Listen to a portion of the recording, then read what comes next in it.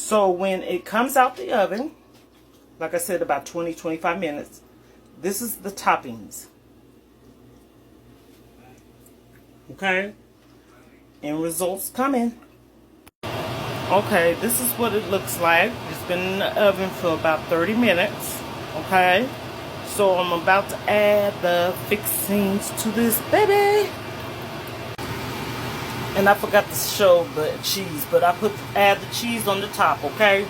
So you got the what you call it, Alfredo sauce, bacon bits, and Mott's cheese. Alrighty, now here is the end result.